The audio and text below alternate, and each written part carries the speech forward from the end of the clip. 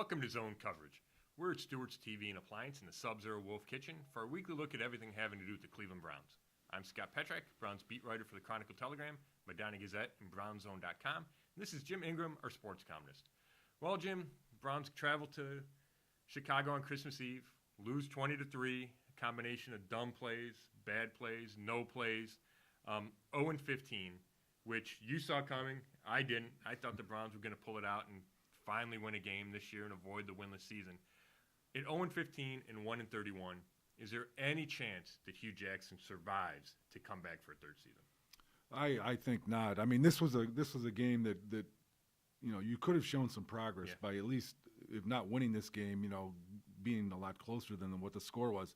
And if you showed some progress, maybe you could make the argument that maybe we could keep them around. But this might have been the worst game of the whole season. I mean, they didn't look like they really even wanted to play. Everything went wrong. There were breakdowns all over the field, and it just looked like a team anxious to get the season over with. So that reflects poorly on the coach, in my opinion. Of course. So it's difficult. It's almost impossible to have a 1-15 season and then get worse. But they managed to pull it off. And when you're talking about 1-31, I don't think any coach could survive that. And I know it's a rookie quarterback, and there's other issues on offense, but they're just not scoring any points, and part of that's DeShone Kizer turnovers in the red zone, and there's a Rashard Higgins fumble. But Hugh Jackson's supposed to be an offensive coach, and they're last in the league in scoring. I think it's 14 points a game.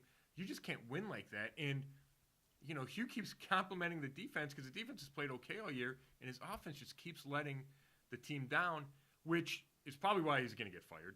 But also, let me ask you this. There's talk about offensive coordinator, report that he's definitely going to bring one in if he stays. He didn't want to address it after the game. Does that matter to you? I mean, is that a big enough move to say, okay, he's going to add an offensive coordinator. Let's see what he can do with the coordinator for a third season? Well, to me, it sounds to me like a coach desperate to save his job, and he's willing to do anything. He's throwing that out there as a way to say, whatever you want me to do, I'll be flexible to keep my job. And, an offensive coordinator, if you're going to let him call the plays or if you're not, that's something he can throw out there. But I just can't believe that even that would save him at this point because, that game was so bad, not just because of this one game, but the whole season. There doesn't seem to be any progress being made, and that's going to hurt him in the end. Jim, this question may be a little deep, but I'm going to ask you anyway. We sit there as reporters in front of the coach or the owner or the player, and we ask questions and we get answers. And, I think we expect to be told the truth, at least hope we're told the truth. And this, I'm not even saying this constitutes a lie, but Jimmy Haslam, before he fired Ray Farmer, said, I'm not going to blow it up. Then then this August when we talked to him, no matter how bad the record is, I trust these guys, I have the right guys in place. And then fires Sashi Brown.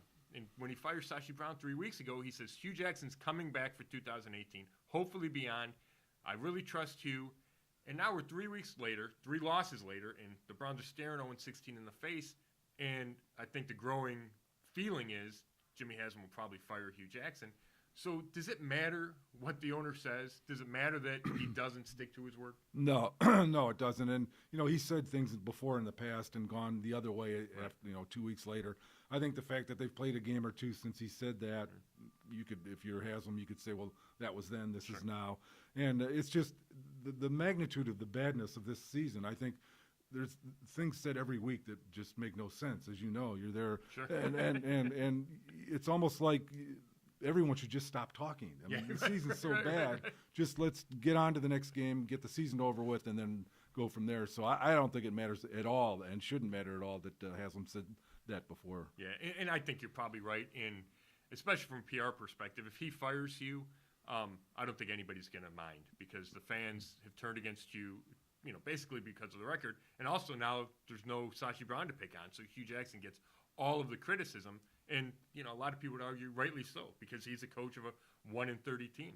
I did want to ask you, do you think Hugh's to blame? We talk about discipline and the players, following what the coaches tell them. But Carl Nassib lines up offside on that Myles Garrett pick six that gets called back because of the penalty. Carl Nassib's a grown man. He was a 2-time academic All-Big Ten. Shouldn't he just know better? And, Hugh, you can blame Hugh for everything in the world, but should we not blame Hugh for that when the guy can't look down the line of scrimmage and know he's offside? Well, yeah, theoretically we shouldn't have to blame the coach for that because, like you said, these guys are adults, and Nassib, all year long he did nothing this dumb, and then in this game he does two dumb things. Right. So, but I just think that it's the accumulation of this kind of breakdowns that invariably go back to the coach, fair or not, and he's the coach now. The team seems to be getting worse rather than better. He keeps talking about using the running game more, and that doesn't happen week after week.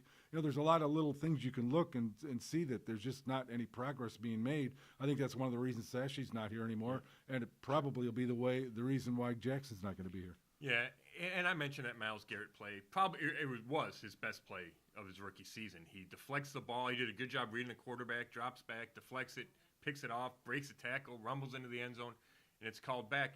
I thought it was interesting. You see the number 1 pick in the draft, and then on the opposite side of the ball, you have Mitchell Trubisky, the number 2 pick in the draft, playing quarterback for the Bears. Played a really solid game. I thought no big plays, but he had a couple screens that went for a long way. He picked up a couple third downs. He ran for a touchdown, made a couple plays with his feet. Looking back, should the Browns have taken Mitchell Trubisky at number 1 instead of Myles Garrett? Probably not. I think Garrett was so far above all the other players in this draft class that if you didn't take him, you'd really make yourself look bad, especially if Garrett turned out to be the kind of player a lot of people think he's going to be. I think Trubisky's going to be a real solid NFL quarterback. Whether he has a ceiling or Garrett, probably not. But, the quarterback, the importance of that position is really critical. Sure. And to me, the one thing that gets overlooked is that the Browns still could have gotten Trubisky if they'd have traded up to number 2, and they had the draft picks to do that. So they could have gotten Garrett and Trubisky, but seemed to be a little bit asleep at the switch on the Trubisky move, and the Bears got him. And now, they've another team that's got a quality quarterback, and the Browns are still looking. Yeah, and I think a lot of people didn't rank Mitchell Trubisky as number 2, the number 2 best player in the draft.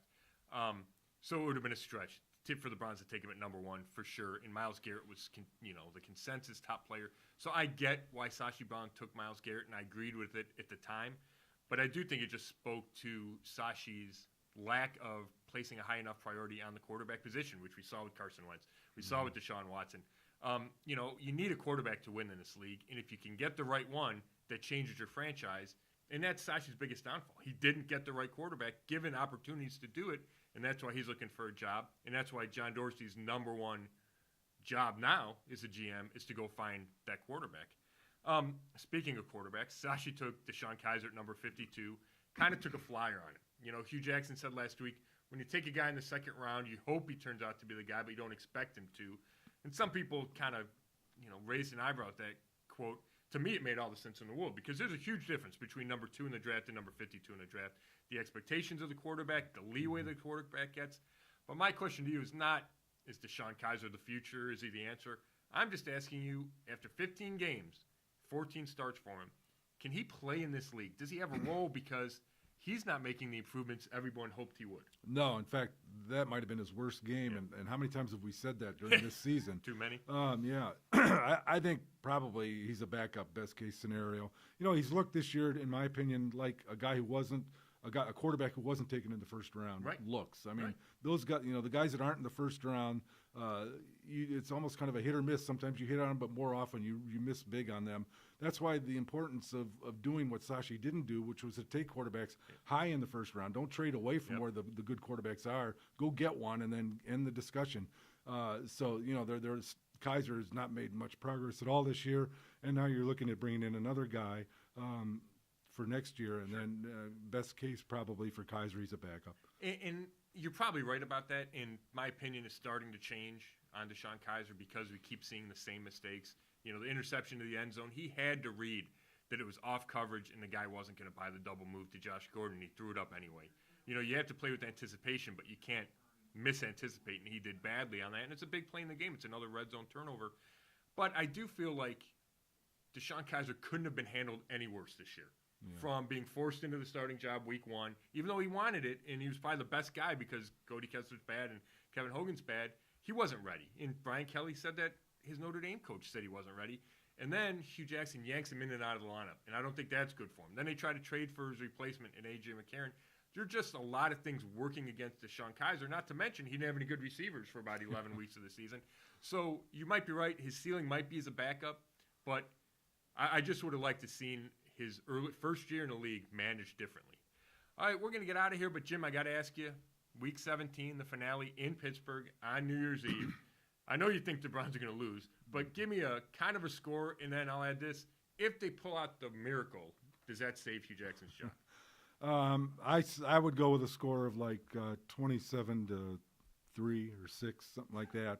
If they were to win, I don't think it would or should save Jackson's job, but it wouldn't surprise me only because of the fact nothing should surprise us that the Browns do right now.